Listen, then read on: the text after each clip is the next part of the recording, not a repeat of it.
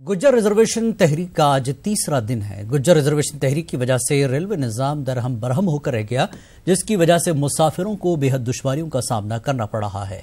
वाज़ेह है कि 10 फरवरी से 13 फरवरी तक तकरीबन 26 ट्रेनें पूरे तौर पर रद्द रहेंगी। कर्नल किरोड़ी धरने पर बैठे हुए हैं और हुकूमत की जानिब से खातिर ख्वाह जवाब के मुंतजर हैं। उन्होंने कहा कि जो भी बात होगी वो टेबल पर नहीं, ट्रैक पर ही होगी। वहीं दूसरी तरफ राजस्थान के मुख्तलिफ इलाकों में सिक्योरिटी में इजाफा कर दिया गया।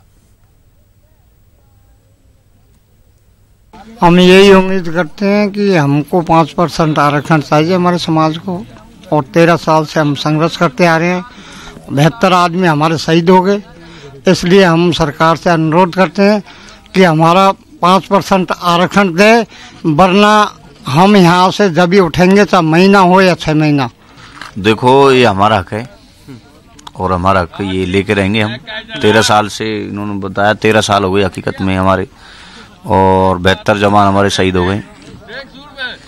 और सरकार हमें बार बार गुमराह कर रही है, लेकिन अब की बार ये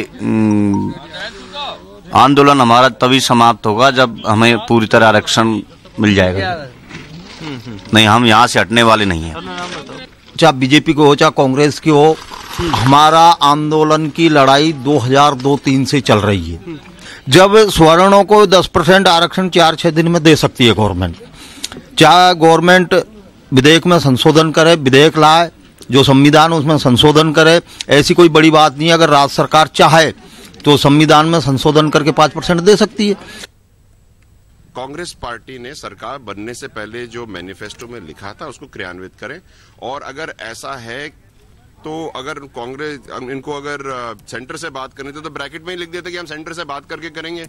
तो अगर नहीं लिखा है तो इसका तो यही मतलब है कि आप या तो देना नहीं चाहते या आप देने में असमर्थ हैं। अगर असमर्थ हैं तो ये बता दें कि आपने मैनिफेस्टो में झूठ बोला था या गलती से हो गया। हो सकता, त्रुटियां सभी से हो जाती हैं साहब, तो हो सकता है कि त्रुटि हो गई हो। तो ये जो भी है स्पष्ट करें, हमें तो 5% दे दें, या कह दें कि हम नहीं दे सकते, तो हम अपना एजेंडा अपने आप कर लेंगे। बसंत पंचमी के मौके पर प्रयाग में तीसरा शाही स्नान जारी है। बड़ी तादाद में अकीदतमंद प्रयाग पहुंचकर शाही स्नान कर रहे हैं। बताया जा रहा है कि आज तकरीबन 5 करोड़ श्रद्धालु अकीदत की डुबकी लगाएंगे। इस मौके पर प्रयाग में सख्त सिक्योरिटी के इंतजाम किए गए हैं।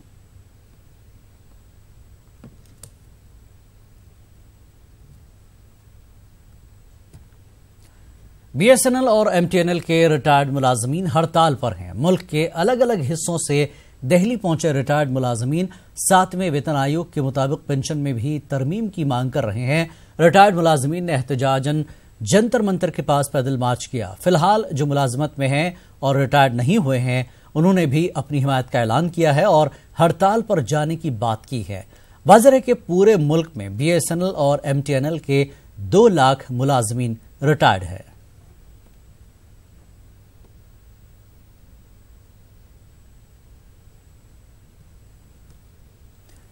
यूपी और उत्तराखंड में जहरीली शराब से अब तक 110 अफराद की मौत वाक़ हो चुकी है। 110 लोगों के साथ उनके अहल खाना की जिंदगी भी बर्बाद हो गई है। सियासी जमातें एक दूसरे पर छींटाकशी कर रही हैं। क्या है ताजा मामला, आइए देखते हैं। ये वो झोपड़ियां हैं जहां मौत बिकती है। इंतजामिया के नाक के नीचे जहरीली शराब बनाई जाती है और यूपी के तमाम अजला में भेज दी जाती है। ये खेल काफी पुराना है, लेकिन जो कुछ गुज़िश्ता दिनों हुआ वो पुलिस, इंतजामिया और मुआशरे को हिला देने वाला है। गरीब और मजदूर पेशा अफराद ने खुद अपने हाथों अपनी मौत खरीदी। आनन फानन पुलिस इंतजामिया ने कदगन लगाने की कोशिश की, लेकिन तब तक काफी देर हो चुकी थी। उत्तराखंड और यूपी में जहरीली शराब ने कई घरों को उजाड़ दिया। हजारों बैरल शराब उंडेल दी गई। मुतअद्दिद अफराद की गिरफ्तारियां अमल में आई। ये सब पैसा खाते हैं सर, सब पैसा खाते हैं। राजनीति सब एक ही है। जो सरकारी क्वार्टर है, दिल्ली का जो महकमा है, दिल्ली से दारू चेक होकर आती है, आप उसको यहाँ कंटिन्यू होता रहेगा तो दारू लोग पिएंगे नहीं। आप यहीं से निकल जाओ आगे को। झुग्गी है, वहाँ से लेके आप पब्लिक को देखना, एक आ रहा है एक लेके जा रहा है, एक आ रहा है एक लेके जा रहा। अच्छा। वहीं से पता पड़ जाएगा। ऐसी कार्रवाई जिसका कोई नतीजा सामने नहीं आता दिखाई दे रहा है। ऐसे में सियासी जमातें कैसे खामोश रहती? सियासी जमातें एक दूसरे पर लापरवाही का इल्जाम लगा रही हैं। समाजवादी पार्टी के जानिब से यूपी गवर्नर ऑफिस के सामने एहतजाज किया गया और मुआवजे की मांग की गई।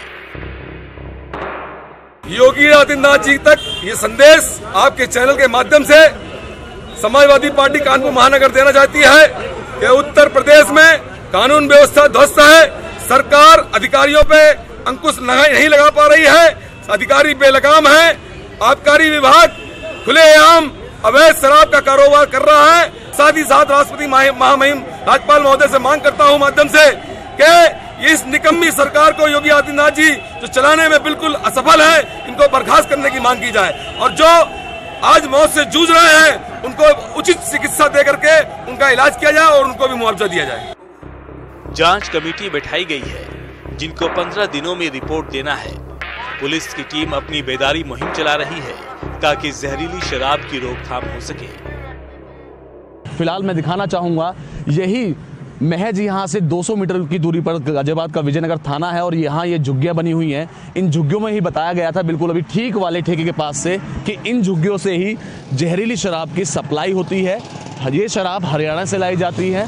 महिलाएं और बच्चे भी इसमें लिप्त हैं और आलम ये है कि एज ए मीडिया पर्सन हम इसके अंदर नहीं घुस सकते हैं। साथ ही पुलिस की भी इतनी हिम्मत नहीं होती है कि इन झुग्गियों के अंदर घुस जाए, क्योंकि कई बार ऐसा हुआ है कि पुलिस यहां दबिश देने गई और महिलाओं तक ने उन पर हमला कर दिया। लेकिन बड़ा सवाल यह है कि थाने से महज 200 मीटर की दूरी पर इस तरीके से जहरीली शराब बेची जा रही है, जिसका खुलकर लोग बाग बता भी रहे हैं। जैसा कि हमने आपको पीछे अभी दिखाया, जिस ठेके पर हम खड़े हुए थे उस ठेके पर खड़े हुए लोगों ने साफ तौर पर बताया, एक ने यहाँ तक बताया कि वहाँ के शराब पीने से उसकी आंखें भी जाती रहीं। लेकिन बड़ा सवाल ये खड़ा होता है कि शासन और प्रशासन दोनों ही की आंख के नीचे ये गोरखधंधा फल रहा है और अभी तक कोई कार्रवाई नहीं हुई है। क्या गाजियाबाद प्रशासन भी किसी बड़ी घटना के इंतजार में है और घटना हो जाने के बाद अधिकारियों को सस्पेंड कर या उन्हें निलंबित कर इतिश्री करने के मूड में है? कैमरा पर्सन शिवम के साथ अमित राणा, न्यूज़ 18 उत्तर प्रदेश।